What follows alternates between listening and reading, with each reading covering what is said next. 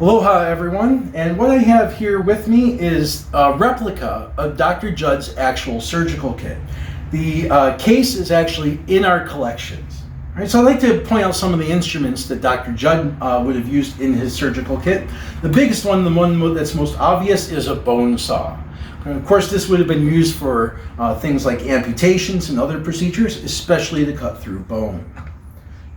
We also have a selection of knives here used for various purposes in cutting flesh. Right? We also have a tourniquet. Right? This is a very common screw type of tourniquet. So in order to tighten this up, you would turn the screw like this, and this would tighten up around whatever limb you had put the tourniquet on. Now, another interesting thing that Dr. Judd would have had in his medical kit is a trephine drill, which is used for a medical procedure called trepanation, which is still done today. And trepanation is a procedure where you drill a hole in the skull to relieve pressure buildup and liquid buildup in the skull. Today, modern surgeons use Dremel tools for that purpose. The last one I find interesting is a tooth extractor. So the way this works is you would actually take this and put it all the way back like this. You would put it inside your mouth behind the tooth and begin turning the handle.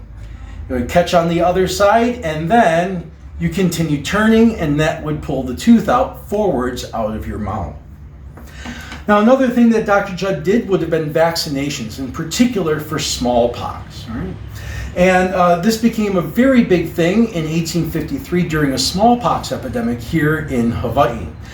During the course of the 9 months that the epidemic ran, it killed roughly 7,000 native Hawaiians, approximately 8% of the total population of the islands at the time. So King Kamehameha III did something really sort of revolutionary for the period and instituted a kingdom-wide mass vaccination and inoculation program. Now, for vaccination, they would have been using cowpox scabs shipped in here since cowpox was not an endemic disease here. And cowpox had been used for many years at this point, and that was discovered by Dr. Edward Jenner in London in the 1790s. Right?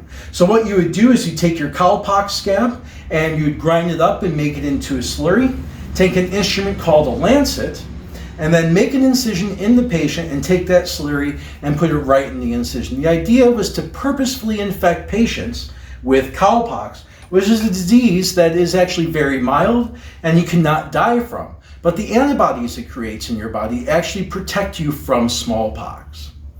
Now, the problem with using this during a smallpox epidemic is that your cowpox scabs being shipped in ran out pretty quickly. So a lot of doctors during the smallpox epidemic turned to inoculation.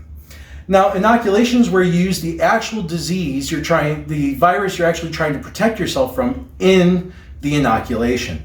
So what you would do is you would find an active smallpox case, actually poke open those pustules with your lancet here, and then collect some of that pus, make an incision in another patient, and put that pus directly into that incision. The idea was that you would try to give your patient varioloid, which is a mild, non-fatal form of smallpox that's actually in our smallpox shots today. Of course, the risk at this time in the 1850s doing it with this procedure is that you could come down with full-blown smallpox and actually die from your inoculation. Now, thousands and thousands of people here in the Hawaiian Kingdom were vaccinated or inoculated, and thousands of others weren't. But after 9 months, the epidemic ended, and out of that came the Hawaiian Kingdom's Board of Health, which still goes on today as the State Board of Health here in Hawaii. Mahalo and aloha.